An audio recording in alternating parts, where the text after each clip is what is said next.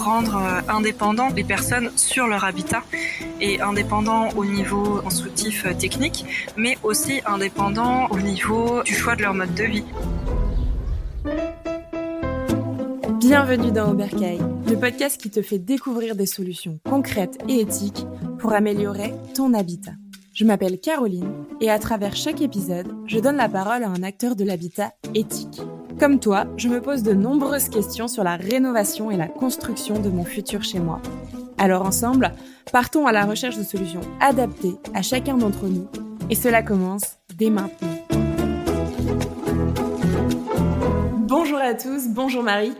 Bonjour.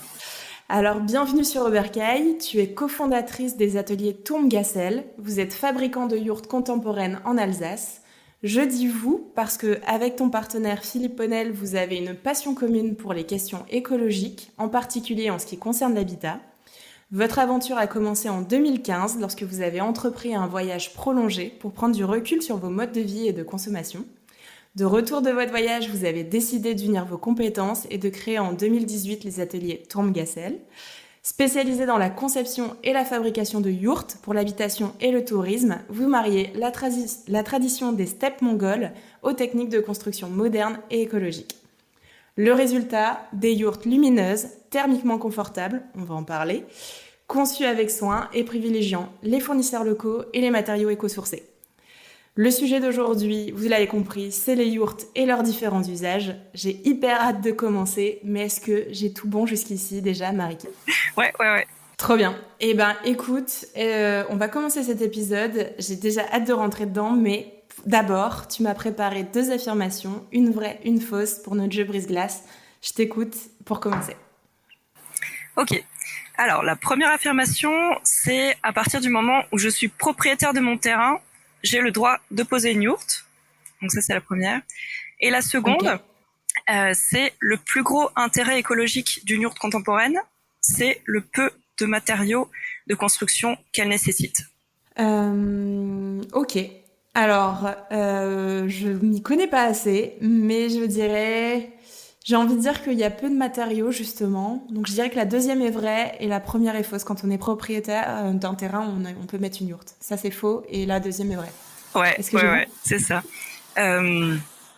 En fait, quand on est propriétaire de son terrain, il y a quand même des réglementations d'urbanisme qui s'appliquent. Et du coup, on n'a pas forcément le droit de faire exactement ce qu'on veut. La yourte aussi, elle a pas forcément de définition légale juridique. En Alsace, et avec les retours que j'ai eus de chargés d'urbanisme, c'est que tout dépend de l'usage. Donc si on a envie de faire un atelier, on dépose un permis ou une demande comme si on voulait faire un atelier. Si c'est une habitation, on fait un permis pour une habitation. Du tourisme comme un logement de tourisme. C'est la manière d'interpréter en gros des chargés d'urbanisme que j'ai rencontrés en Alsace. Ensuite, comme la yourte n'a pas de définition juridique et que c'est une interprétation des personnes que j'ai rencontrées, c'est pas exclu que ce soit différent dans d'autres parties de la France qui sont peut-être moins peuplées ou un peu plus libres et ouverts, et puis peut-être moins contraignants. Ok.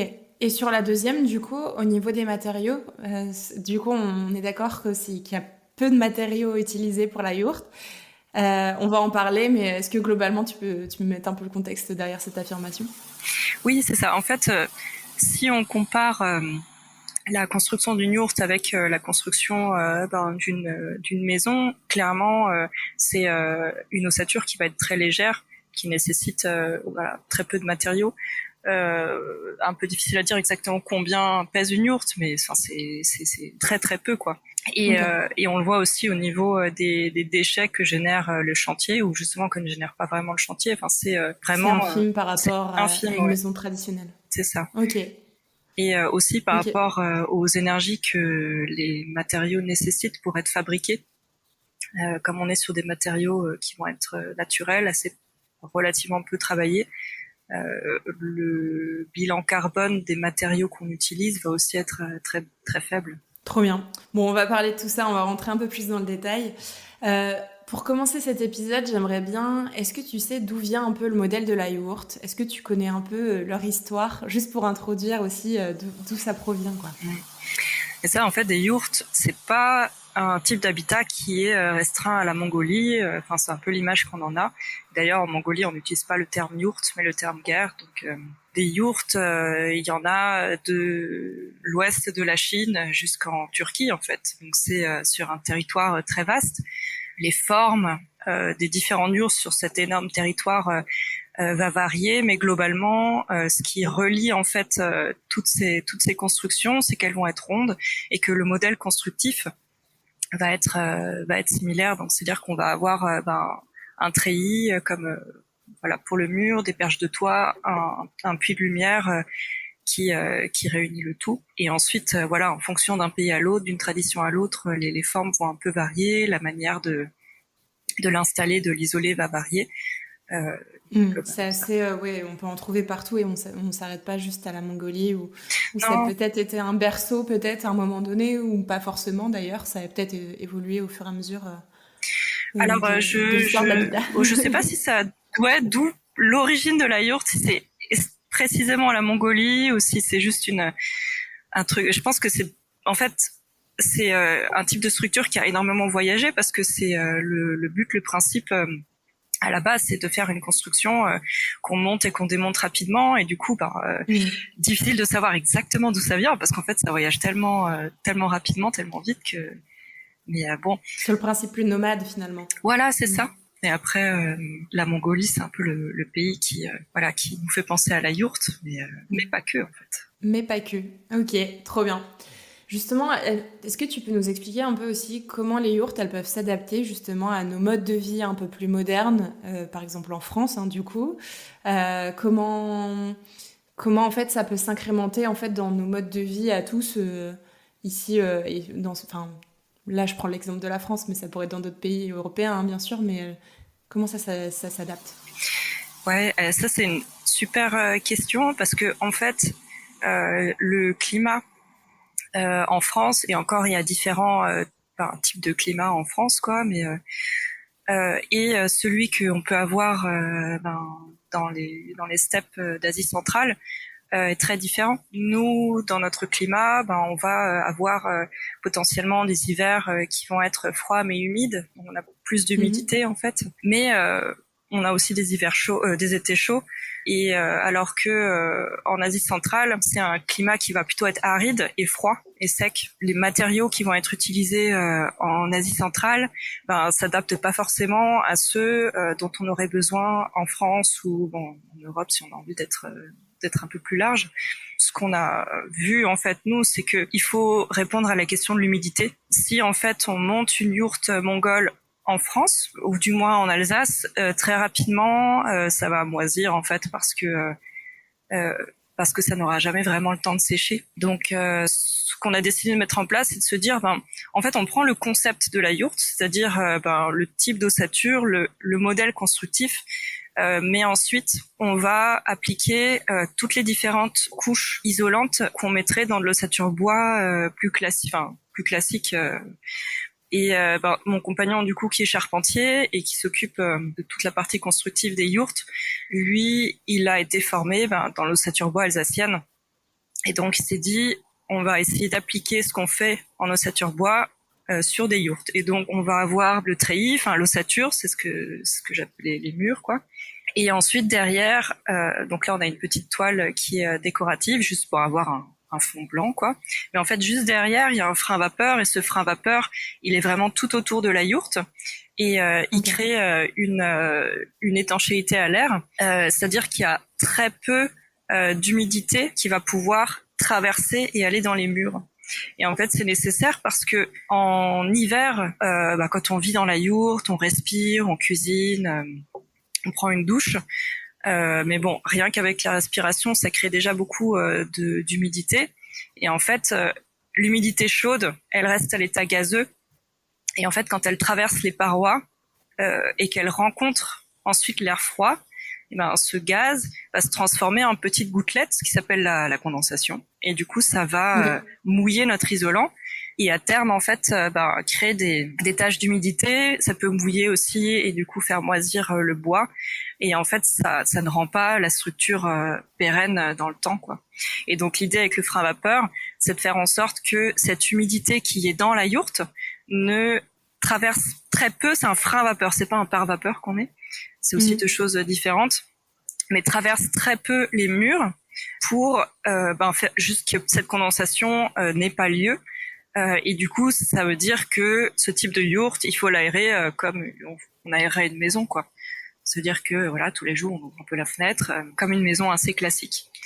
Oui, le principe d'aération et de séchage, en fait, finalement. Sachant qu'on met pas un pare-vapeur, c'est-à-dire que c'est un frein à vapeur, donc il y a un petit peu il y a quand même un échange d'air, donc c'est pas une structure qui est complètement imperméable, donc ça reste quand même perspirant, quoi. Mais avec le frein à vapeur, ça limite quand même beaucoup.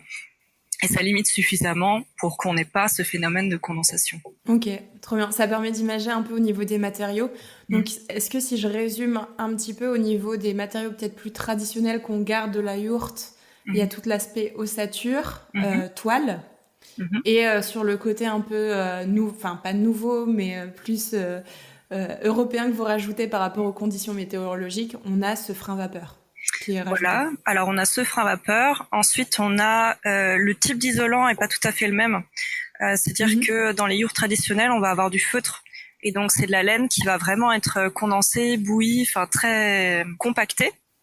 C'est pratique pour quand on veut déménager la yourte en fait parce que ça se manipule bien, ça se déchire pas, ça prend un peu de place aussi parce que c'est compacté. Nous, ce qu'on utilise, c'est pas du feutre, c'est de la nappe de laine. Et donc, en fait, c'est quoi la différence du coup ? Alors, du coup, la nappe de laine, c'est de la laine de mouton qui va être lavée et qui va être transformée en une sorte de grosse couette. Et donc, il va pas du tout être compacté. Parce qu'en fait, ce qui permet d'isoler dans un isolant, finalement, c'est l'air qui stagne au sein de l'isolant. Et du coup, l'idée avec cette nappe de laine, c'est que l'air, en fait, puisse permettre de rester dans l'isolant et de créer de permettre d'avoir un plus gros coefficient isolant, quoi. Et du coup, le feutre, si on regarde le coefficient isolant du feutre, il va être beaucoup plus faible que finalement avec presque la même matière, mais formée sous forme de nappe. Ça ressemble vraiment à une couette épaisse. Et puis au niveau de l'épaisseur, on va adapter un peu au projet. Hein. C'est sûr que s'il nous faut une réglementation thermique, on va mettre au moins 25 cm. Si on est juste dans un petit logement d'appoint plus petit aussi, on va mettre peut-être un petit peu moins d'isolant, peut-être que 12 cm ou 20 ça suffit. Et ensuite, donc au niveau des couches, on a une toile décorative, ensuite on a le frein vapeur, ensuite on a notre nappe de laine isolante, ensuite on met encore un pare-pluie. C'est une sorte d'écran de sous-toiture, en fait, comme on mettrait sous une toiture, qui est aussi perspirant. Et ensuite, on a une toile extérieure. En fait, comme la toile extérieure a une durée de vie, on va dire, d'environ 8 ans, tout dépend un peu où la yourte est posée, combien il y a d'humidité, est-ce que le soleil tape beaucoup dessus, parce que finalement, c'est beaucoup les UV qui vont venir casser les coutures.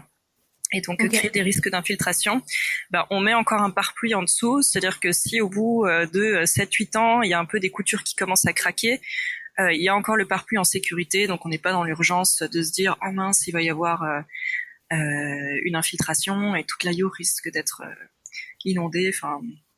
Donc on a ce pare-pluie et ça permet aussi de changer la toile, de pas être dans l'urgence de changer la toile, de se dire on peut l'enlever, de toute façon il y a le pare-pluie, ça prendra pas l'eau. Combien de temps ça met pour monter une yourte environ parce que là du coup on a un petit peu toutes les étapes avec les couches, je suppose du coup il y a l'ossature, il y a toutes les couches à mettre sur l'ossature. Combien de temps environ on peut compter pour monter une yourte? Alors, tout dépend, disons que pour les yourtes qu'on fait, du coup il y a pas mal d'étapes en plus que pour une yourte traditionnelle. C'est-à-dire qu'une yourte plus traditionnelle, franchement en quelques heures c'est bon, hein. Des gens rodés, ils le font très vite et ça se transporte vite, ça se monte vite. Ça prend pas beaucoup de temps. Le type de yourte que nous on fait, qu'on appelle des yourtes contemporaines, ça prend un peu plus de temps parce que du coup on va mettre des fondations. Alors par fondation, j'entends pas du béton, hein, bien sûr, mais des pieux en acacia qu'on va planter dans le sol, si le sol le permet, hein, parce que si c'est de la roche, on aura du mal. Mais en principe, comme on est dans le Grand Est, c'est plutôt argileux, donc bref, plutôt des pieux en acacia. Par-dessus, donc ces pieux en acacia, on va tout couper donc à niveau. Donc comme ça, même si le terrain, un léger dévers, ça pose pas de problème. Par-dessus, on pose notre dalle en bois. Donc c'est une dalle en bois qui va être isolée. Donc en fonction du projet, on va mettre 15, 20, 25 centimètres d'isolant au sein du plancher. Et ensuite par-dessus, donc la yourte avec tous ses composants. Et donc en fonction de la taille de la yourte, une petite yourte, on va peut-être mettre une semaine, en partant vraiment des fondations jusqu'à la fin où on a posé toutes les menuiseries, etc. Et pour une plus grande yourte, ça met 2-3 semaines, sachant que, 2 semaines on va dire, sachant que tout dépend de la météo. Parce que comme en fait on monte d'abord l'ossature, donc ce qu'on voit à l'intérieur c'est ce qu'on fait en premier au niveau de la yourte, et après toutes les autres couches sont montées vers l'extérieur. Ce qui veut dire que s'il pleut, clairement, on va pas mettre notre jolie toile intérieure quand il pleut, ou on va éviter de mettre, on va pas mettre notre isolant s'il pleut aussi, parce que du coup il va prendre l'eau, c'est pas le but. Donc la météo fait varier aussi le temps de le chantier quoi.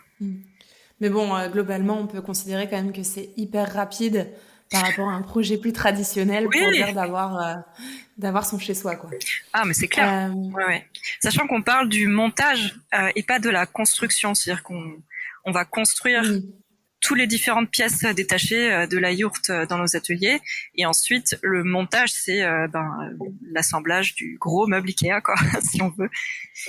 Justement, du coup, en termes d'usage, c'est quoi les usages les plus populaires? Est-ce que on parle d'habitation? Est-ce que ça peut être plutôt des dépendances? Est-ce que ça peut être même des bureaux?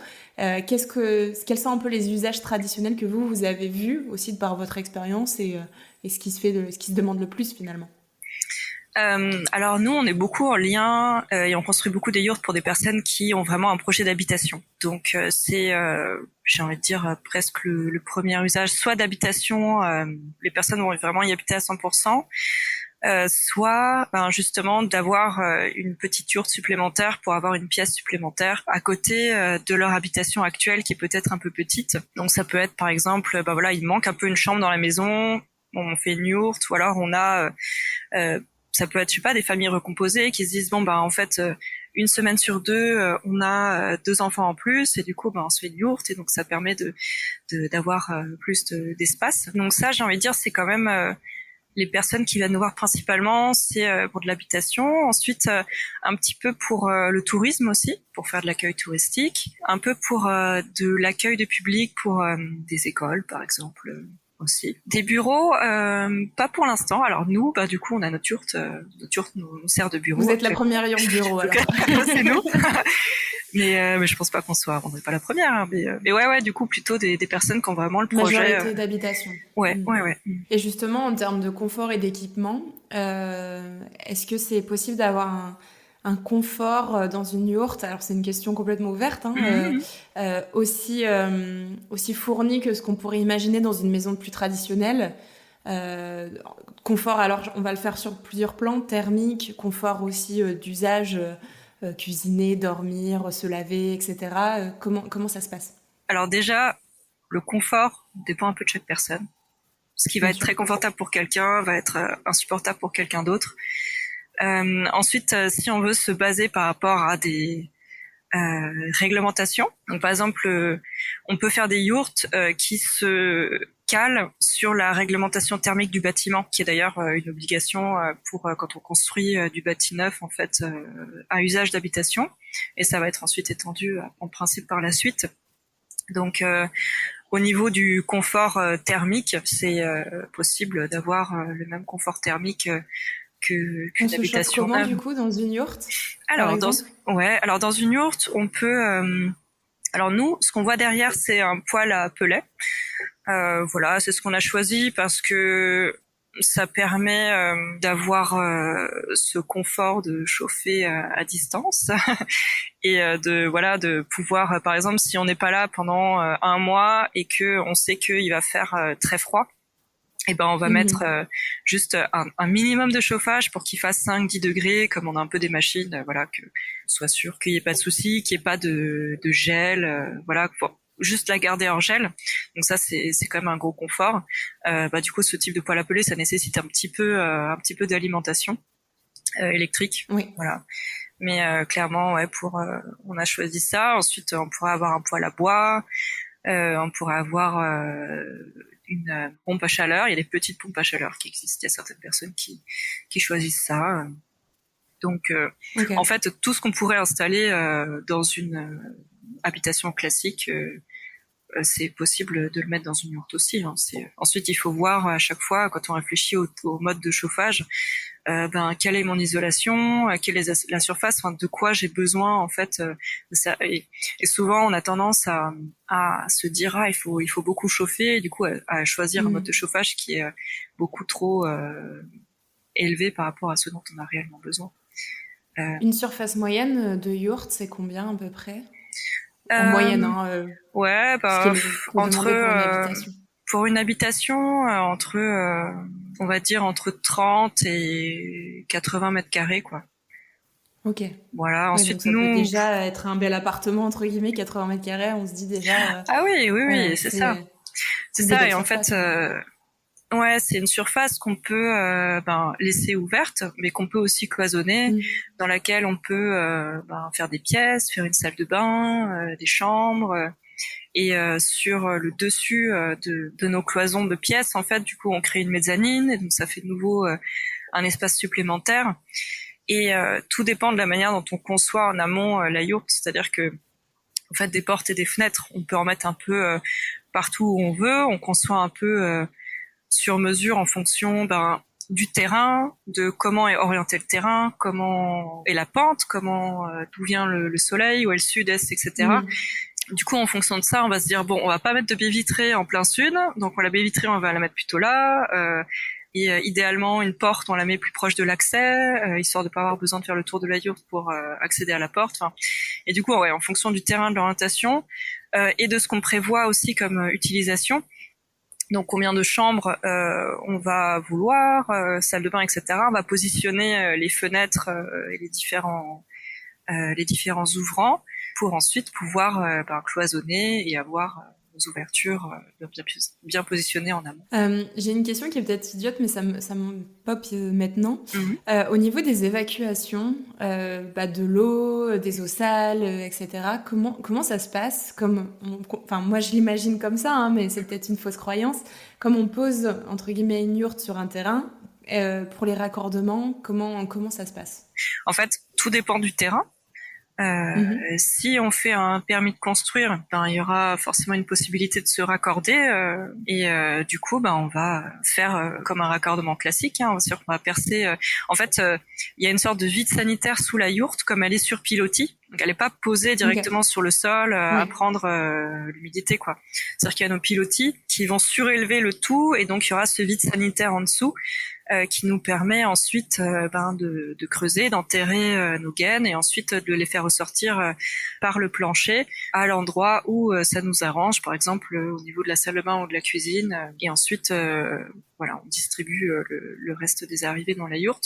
Mais par principe, en fait, s'il y a une possibilité de se raccorder au réseau, là, on va le faire. Ensuite, pour des yourtes qui vont plus être en mode petit atelier sans forcément avoir besoin d'eau, en fait, il n'y a pas forcément de raccordement, ou alors pour certaines personnes, elles vont peut-être faire un système de phytoépuration. Ok, oui, puis après, ça peut être aussi tous des systèmes de toilettes sèches, par exemple, ou ce Voilà, c'est genre de ça, choses ouais. qui peuvent C'est-à-dire être. qu'on peut mettre une toilette sèche dans la yourte, on peut créer un cabanon à l'extérieur de la yourte pour les toilettes, ou ce qu'on peut faire aussi, en fait, on peut relier différentes yourtes ensemble, ou relier un cabanon avec une yourte. Et du coup, avec un petit sas, voilà, qui sera vraiment relié de manière étanche, isolé, donc tout comme les deux, la yourte elle-même. Oui, c'est Euh, possible de faire d'ailleurs des juxtapositions, c'est ce que ouais, tu nous dis du coup, de plusieurs yurts pour avoir plusieurs espaces finalement. oui, c'est ça. On peut avoir par exemple une yourte centrale avec des yourtes annexes ou des cabanons annexes. On peut se dire j'ai envie d'un grand espace de vie dans la yourte, mais d'avoir juste une petite yourte pour faire une chambre qui sera connectée, ou alors j'ai envie d'avoir ma salle de bain et tout ce qui est un peu technique en fait dans un cabanon, mais qui est quand même relié à la yourte.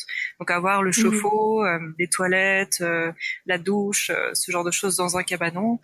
et du coup avoir le reste de la yourte plus pour voilà espace de vie, salon, chambre, cuisine quoi. Donc c'est plein de choses sont possibles et voilà, faut juste se décider quoi.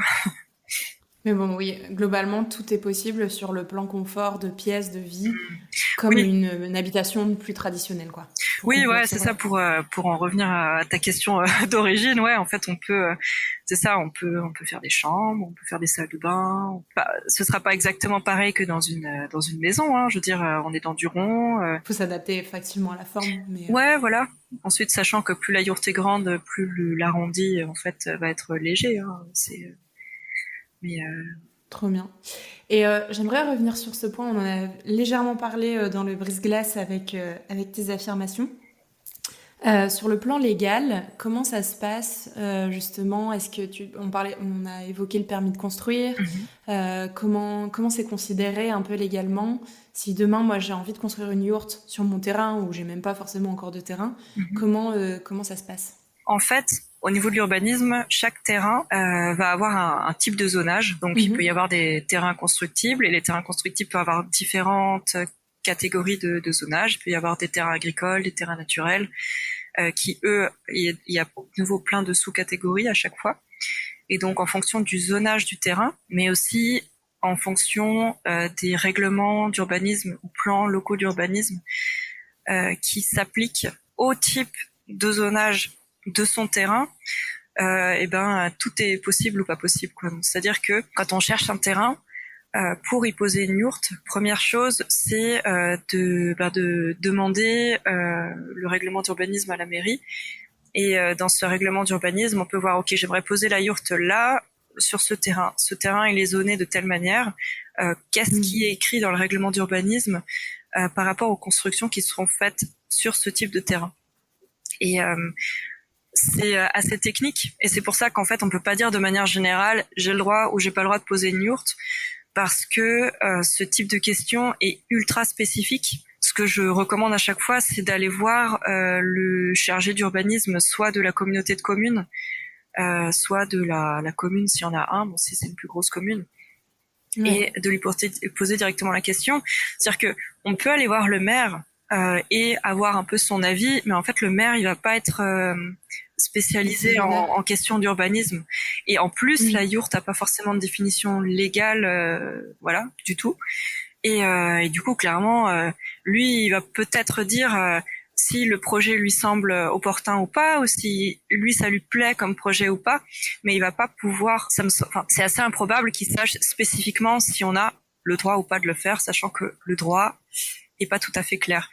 Donc le fait d'aller voir un chargé d'urbanisme de la commune, ça permet d'avoir l'avis d'un juriste en fait qui est plus spécialisé dans ces questions-là, et qui va prendre position et nous dire bon la loi, à mon sens, elle dit ça et ça.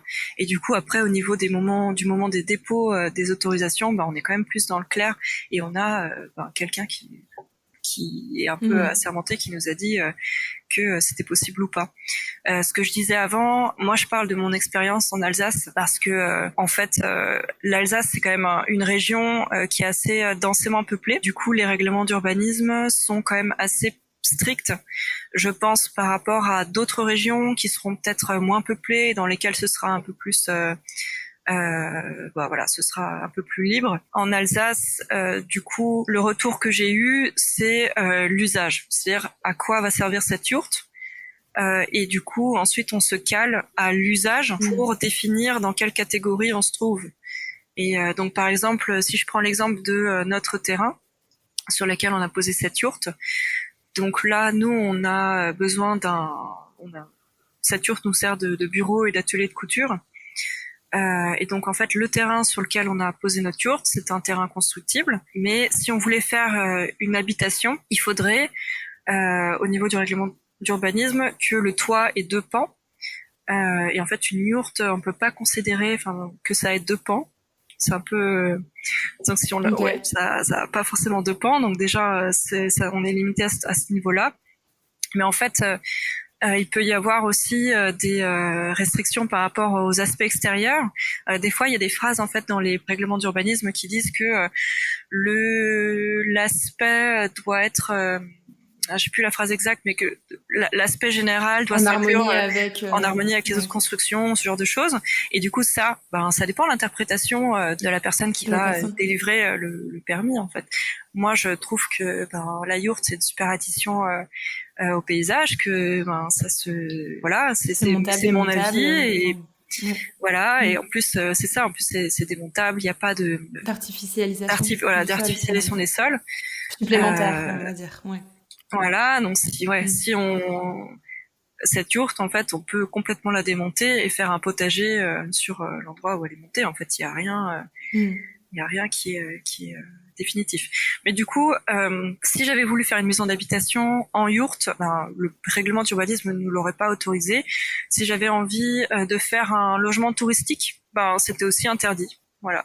Du coup, nous, on voulait un atelier et ça collait en fait au niveau de la réglementation.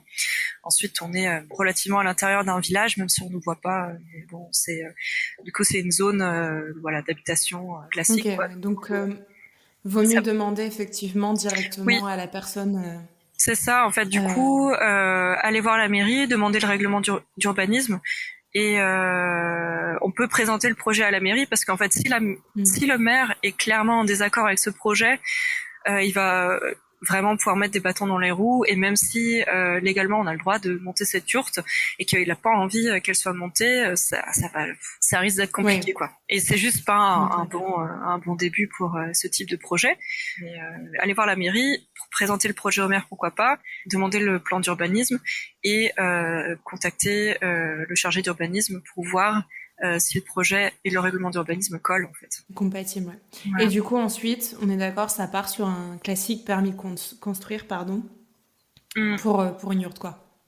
Oui, ouais, pour ce type de yourte, en tout cas, des yourtes contemporaines, c'est permis de construire, à moins que, comme il n'y a pas de définition juridique en fait, à moins que Mm. les personnes en charge de l'urbanisme disent en fait non, on considère que c'est une tente ou que c'est Ok. une Donc c'est construction plus vraiment bon légère. vouloir, effectivement, c'est la personne à aller contacter, en tout cas, C'est quoi, hyper sur le plan compliqué, mais juridique. c'est ça, c'est hyper compliqué parce qu'en fait, ouais, c'est pas défini en fait, donc ça dépend comment on Ouais, l'interprète. ça reste très flou. Et aussi, Mm. il y a beaucoup de types de yourtes différentes. Nous, le type de yourte qu'on construit, c'est pas des yourtes qui sont faites pour être montées, démontées régulièrement. C'est-à-dire qu'elles peuvent être complètement démontées, mais comme on va créer une étanchéité, on va faire un plancher qui est Oui, isolé, l'objectif, ça reste un petit peu dans le temps. Mm. ouais, l'objectif c'est que ça reste dans le temps, même si au bout de 15-20 ans, on se dit on a envie de la déménager autre part, c'est possible. Mais c'est du boulot parce que voilà, il y a 2-3 semaines enfin peut-être 2 semaines de démontage. Ensuite, il faut transporter l'ensemble des matériaux et après il faut refaire tout le montage. Quoi. Donc c'est Mm. voilà. J'ai une question justement par rapport à ça. Tout à l'heure, tu parlais, de 7-8 ans pour la toile, si je me Mhm. trompe pas. Mhm. Combien... Alors déjà, c'est quoi la durée de vie typique d'une yourte? Est-ce qu'il y a une durée de vie ou est-ce que si c'est bien entretenu Ouais, en fait la durée de vie dépend de combien de temps ça reste au sec, en fait. Mhm. C'est-à-dire que une yourte qui a une toile qui va pas être étanche, ça va pas avoir une durée de vie très longue parce que en fait sur l'isolant on va commencer à moisir, l'ossature aussi. On peut toujours changer la toile, changer l'isolant, mais voilà. Ensuite une yourte qui va prendre enfin qui va condenser, dans laquelle il Mhm. va y avoir de la condensation, pareil la durée de vie va être moindre. À partir du moment où les questions de condensation sont réglées et au moment où il n'y a pas d'infiltration extérieure et que tout reste au sec, ça peut durer très longtemps, quoi. Il n'y a pas de, enfin ça peut C'est durer. facile à entretenir, du coup, une yourte par soi-même ou est-ce qu'il vaut mieux faire appel à un professionnel? Donc pour l'entretien d'une yourte, c'est vraiment quelque chose qui est possible de faire soi-même. On n'a pas forcément besoin de faire appel à un professionnel. Par exemple, pour nettoyer régulièrement les toiles extérieures quand il y a de la mousse qui commence à se former dessus. Notamment le côté qui va être le plus au nord va être plus sujet à la formation de ce type de petites mousses. C'est en fait L'idée de ce type de structure et l'objectif pour nous, c'est de permettre de faire en sorte que les personnes pour lesquelles on fait des yourtes soient capables de s'occuper de l'entretien. Alors c'est sûr qu'ils vont pas coudre une nouvelle toile extérieure, ça c'est des choses qu'il va falloir racheter. C'est un peu plus technique. Voilà. Mais au niveau de l'entretien, en fait, ce que nous on propose et ce qu'on fait en fait assez souvent, c'est que au moment du chantier de construction, on va pas proposer de faire le chantier, mais si les personnes sont intéressées, on va plutôt faire une prestation d'accompagnement. C'est-à-dire qu'on va livrer toutes les différentes pièces détachées de la yourte et on va plutôt être là en conseil pour le chantier. C'est-à-dire que ce sera le chantier de nos clients et nous, on leur expliquera comment monter leur propre habitat. Et en fait, le fait qu'ils aient participé au chantier, qu'ils comprennent la manière dont c'est construit, va vraiment les rendre indépendants ensuite sur l'entretien, parce qu'ils vont comprendre en fait qu'est-ce qu'il y a dans ces murs, comment ça a été monté, dans quel sens ça s'imbrique. Et c'est ça un peu l'objectif, c'est de rendre indépendants les personnes sur leur habitat, et indépendants au niveau constructif technique, mais aussi indépendants au niveau du choix de leur mode de vie. C'est-à-dire que le prix d'une yourte ne nécessite pas forcément un endettement sur 20 ans comme on le ferait sur une maison classique. Et du coup, ça permet d'avoir moins de charges fixes, de pas avoir un emprunt à rembourser forcément tous les mois, et du coup d'avoir une plus grande liberté par rapport au choix de son mode de vie. D'avoir plus de flexibilité, ouais. Voilà, de dire peut-être que je peux gagner un petit peu moins ou travailler peut-être un petit peu moins et de faire tel type d'activité qui me plaît vraiment mais que je pourrais jamais faire si j'avais un emprunt à rembourser, et du coup ça permet vraiment une plus grande autonomie par rapport au choix de sa vie en fait, tout en étant un propriétaire de sa maison, qui est hyper top. Est-ce que tu pourrais nous donner un peu une estimation justement du prix d'une yourte, une moyenne hein, effectivement, parce que ça dépend de la taille, ça va dépendre de l'installation, mais oui, une moyenne. c'est ça. Une yourte, par exemple, si on veut une yourte de 50 mètres carrés, on va être à peu près avec le montage, la pose, de fondation de plancher et l'accompagnement montage de la yourte, on va être à 45 000 euros TTC. Donc, ça ne comprend pas le mode de chauffage. Clairement, on n'est pas électricien et on n'est pas chauffagiste. Donc ça, c'est des choses qu'on délègue avec joie à d'autres artisans. Mais voilà, pour la yourte, on va être à peu près à 45 000. Et ensuite, pour 50 mètres carrés. Hein. Et ensuite, il faudra prévoir, les arrivées d'eau, l'ameublement, le chauffage. Voilà, l'ameublement.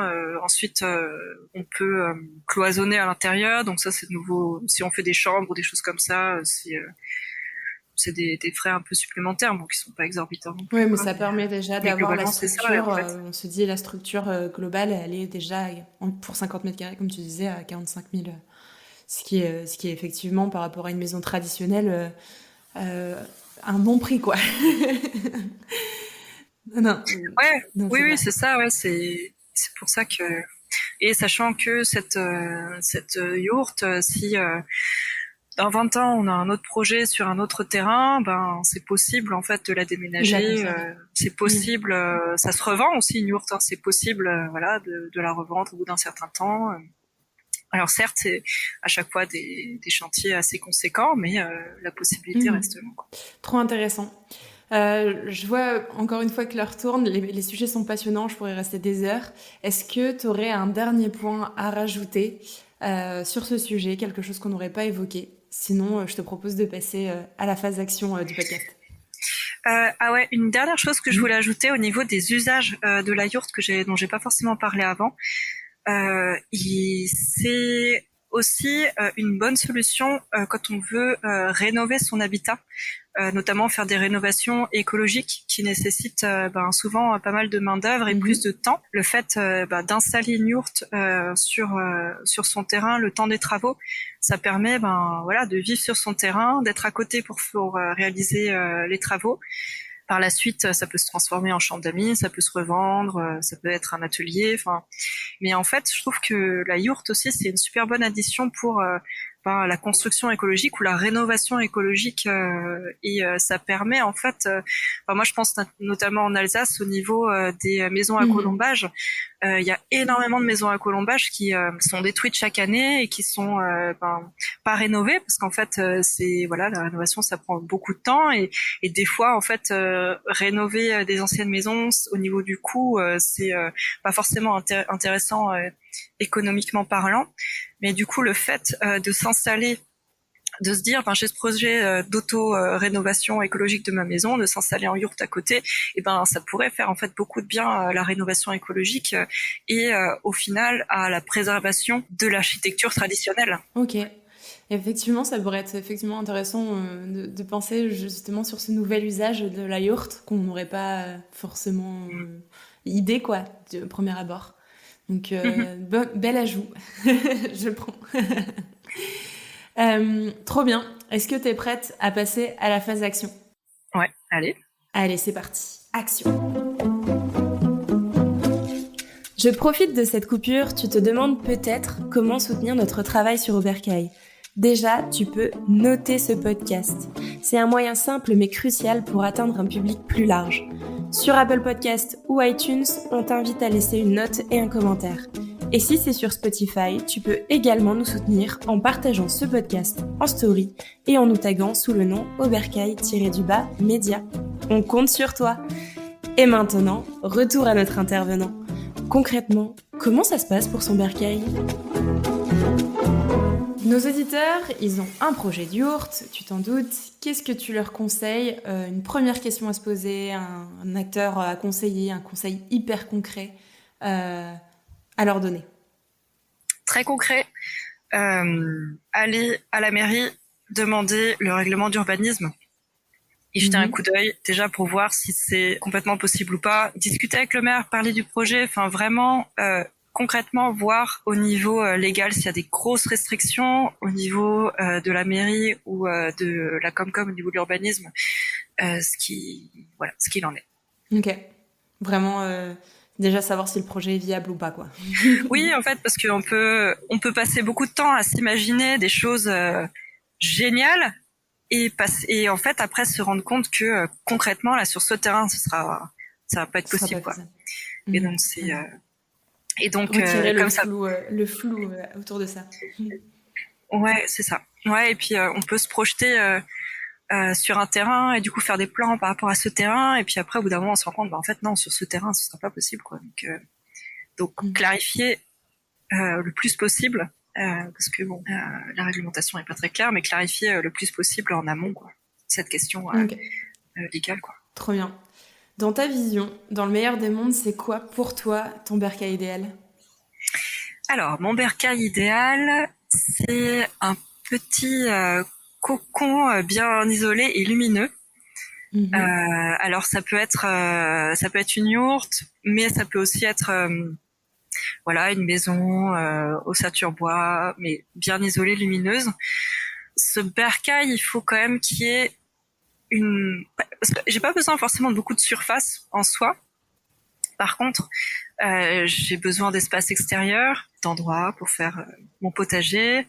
Clairement, besoin d'un atelier parce que je fais pas mal de couture et du coup mes collections de tissus, mes machines, mes trucs ça prend de la place.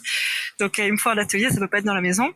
Mais ouais, c'est ça en fait, c'est un petit cocon bien isolé, lumineux, des espaces de travail extérieurs, un extérieur un peu à l'écart, c'est le rêve quoi. C'est le top. Ouais. Ok. Est-ce que du coup tu aurais un mot pour définir ce bercail ? Ouais, j'ai un peu dit avant cocon. Cocon. Ok, trop bien. J'arrive aux dernières questions. Est-ce que tu aurais des ressources, des personnes, des livres, des choses à aller voir pour se renseigner sur le sujet ? Ouais, au niveau des ressources, l'association Twiza, c'est, je pense, peut-être que ça a déjà été mentionné dans ce podcast, mais du coup, c'est une association qui permet de mettre en lien des personnes qui veulent rénover écologiquement leur habitat avec des personnes qui ont envie d'apprendre et avec des professionnels qui peuvent enseigner des techniques. Donc ça, je trouve ça hyper intéressant. Ils organisent tous les membres en fait de ce réseau organisent des portes ouvertes. au mois de mars. Ensuite, une autre association qui s'appelle Amo Léger. Et donc ça, c'est une association qui accompagne des personnes ou des groupes de personnes qui aimeraient s'installer ensemble en habitat léger. Et donc eux ont beaucoup de ressources sur leur site web.